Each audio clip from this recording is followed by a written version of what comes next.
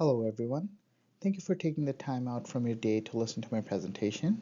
As we learned in our course about what are the ways the government provides essential services and benefits to citizens and various service delivery models and their benefits and drawbacks, we'll discuss the Saskatchewan government's Graduate Retention Program, GRP as it's known as, that provides income tax rebates as an affordability measure to graduates of post-secondary programs. We will go through some of the background information of the program. What is it trying to achieve? Is it successful in achieving those? And some of the future potential policy changes that we can implement for the program to generate better outcomes. For GRP. The GRP was created in 2008 to materialize on one of the Sask Party's 2007 election promises. Initially, the program was built to encourage post-secondary education uptake in the province, but soon became a tax rebate program to encourage new graduates to work and live in Saskatchewan after their graduation. The program provides income tax credits towards income taxes paid against earnings in Saskatchewan over a period of 7 years. There's a schedule of the maximum rebate amount available to graduates based on the program they were in. The max rebate available is also limited to the actual tuition paid. The program was a refundable tax credit program, which in 2015 was made into a non-refundable one.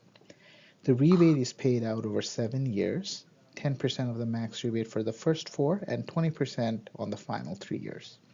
The participants have up to 10 years to fully utilize their rebate amounts. The program is available for not only graduates from Saskatchewan post-secondary institutions, but other graduates from a list of approved institutions all over the world, as long as they choose to live and work in Saskatchewan. The Ministry of Advanced Education oversees administration of the GRP.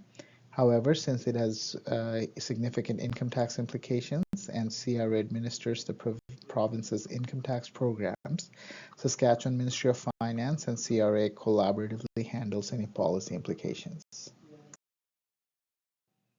As part of the election platform this year, the government has announced a 20% across the board increase to the GRP tax rebate amounts.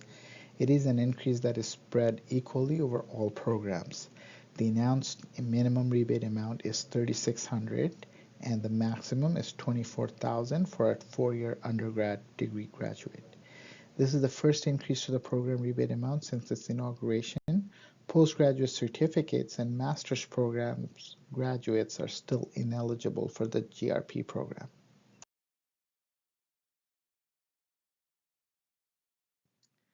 The program costs the government roughly $65 million a year, as published in the Tax Expenditure Budget Technical Paper for 2024-25 budget. However, there will be an increase to the program budget if the 20% increase to the rebate amount is implemented. Since the program rebate recipients are eligible to claim 10% of the max rebate for the first 4 years and 20% for the final 3, the following table shows the increase in budget over the next 7 years. Over the next few slides, we will discuss how the program is performing on its stated objectives. When looking at how the program is performing, one of the key issues of the program comes to the forefront. Although the program is a perpetually running program, meaning there is no sunset date or clause to the program, it does not have an evaluation cycle or stated measures or mechanisms to benchmark its performance. However, there are independent studies and surveys done on statistical data that reports on the province's progress on the various subjects that are goals and objectives of the GRP. The first one is that the GRP was created to encourage provincial students to take up post-secondary education. An educational think tank, the Higher Education Strategy Associates, or HESA, did a survey on post-secondary student enrollment of Saskatchewan students versus all the other provinces of Canada between 2000-2001 and 2019-2020 sessions, and it shows a steady increase over the time period. There is no significant change in that data, for example, when GRP was implemented, or significant changes were made to the GRP policy to suggest that GRP is making an influence to entice students to take up post-secondary education programs. A key objective of the program, as its name suggests, is to retain post-secondary program graduates in the province. To analyze if GRP is working on that front, I looked at a biennial survey conducted by the Ministry of Advanced Education called the Graduate Outcomes Survey. It is conducted on post-secondary graduates. I reviewed the survey reports from surveys done of 2019, 2014, and 2009 graduates. The charts on this slide show the number of graduates leaving the province, with 15% of all graduates surveyed in 2004, which came down to 5% in 2009 when the GRP was just introduced. However, over the next 10 years since then, the percentage has gone back up to 13% in 2019-2020 session. One key thing to note is on the 2019 survey results, about 25% of master's students and a staggering 49% of all doctoral students leave Saskatchewan after graduation.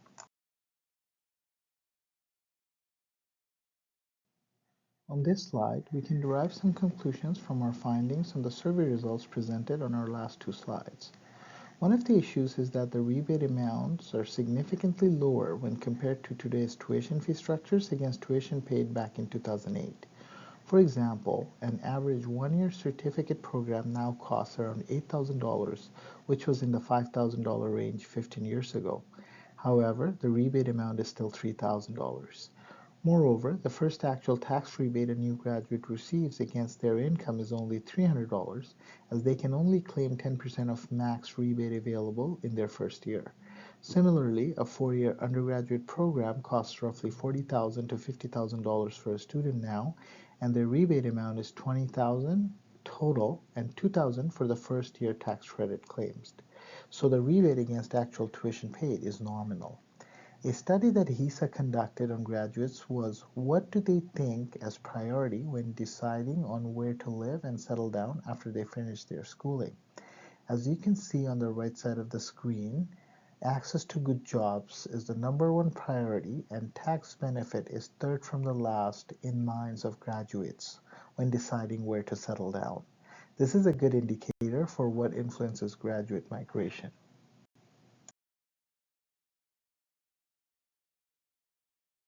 Another key findings that was prevalent on the graduate outcome survey was GRP program awareness among students. Roughly 38% of 2019-2020 graduates were not aware of the GRP program, which was only 12% among 2014-2015 students. Also, among the students surveyed that are currently living in the province and are aware of the GRP program, 50% plus students claim that the GRP had either little or no influence over their decision to settle down in Saskatchewan after graduation. It is evident that the lack of knowledge and awareness about GRP has an impact on the program's performance. Over the next few slides, we'll talk about possible policy changes that may improve the GRP program's attainment of its goals.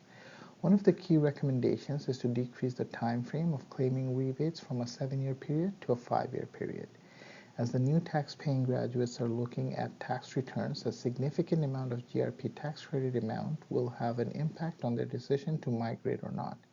Also, as there are tuition tax credits available federally and in some other provinces, unlike Saskatchewan, making comparisons of taxes paid on income with their friends that live elsewhere will provide a meaningful insight into whether to choose Saskatchewan to be established or not.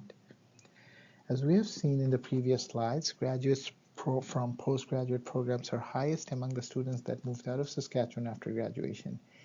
Including postgraduate certificates and master's programs under the eligibility in GRP may help in that front. It also makes the program more equitable among various graduates. In this slide, I will discuss another policy innovation that could help increase the GRP program performance. A key hardship fresh graduates face is financial burden and is amplified by student loans. Statistics Canada has extensive data on student loan and debt situations. The charts show that roughly 40% of all students have student loans, and in 2020, the average student loan amount was $25,600. Roughly 44% of all graduates surveyed in 2020 have a student loan debt of $30,000 or more. To improve the quality of life of graduates using the GRP program, a possible way is to allow graduates to choose whether to keep the GRP tax rebates as same as current or to apply it against their student loans when applying for the GRP program. If the reduction in student loan using the rebate is selected, the rebate will automatically become refundable, but still at the proposed 20% of max rebate available per year level. If they don't want to go that route or don't have any government-funded student loan, they can choose to claim the GRP rebate under the original program design. As we saw that graduates migrate mainly to find better jobs and income, making a GRP a refundable tax credit for certain situations can help graduates to stay in the province even if they don't have a job of their preference right out of school. They can still apply 20% of their total GRP credit towards their student loan debt even if they don't have enough income to claim the rebate against the income taxes paid. In this slide, we will talk about a key point where the government must improve on for the GRP to be truly successful. On a previous slide, we saw that roughly 40% of graduates are unaware of the GRP program, so there is a huge opportunity for improvement in communications regarding the GRP. In most institutions, students get at least 2 chances to formally discuss matters regarding life in general and not directly related to the courses they are registering for, during orientation and in career-related sessions that takes place right before graduation. Government should target these programs to better communicate the benefits of GRP and staying in Saskatchewan. Also, targeted marketing campaigns for social media and printed materials for various offices within institutions, such as student lounges, libraries, registers, and cashiers' offices, should be developed to increase awareness of GRP among prospective graduates. As closing remarks, I would like to point out that Nova Scotia, New Brunswick, and Manitoba all had very similar graduate retention-related programs, and they were all scrapped in 2014, 2015, and 2017 respectively. After a program review, similar conclusions were prevalent that this kind of tax rebate programs do not achieve success in graduate retention numbers. While the Saskatchewan GRP resonates the same policy outcomes, there is significant brand enticement of GRP to our current government. On top of that, the program is now being billed as an affordability measure for new graduates. To conclude, in my opinion, while eliminating GRP and reallocating the budget to something new sounds reasonable, at least a revamp with new direction may help the GRP to achieve its goals and perform better on key program objective-related provincial indicators. You can find the list of reference materials used and researched for this presentation on the next slide. Thank you for taking your time to attend this presentation.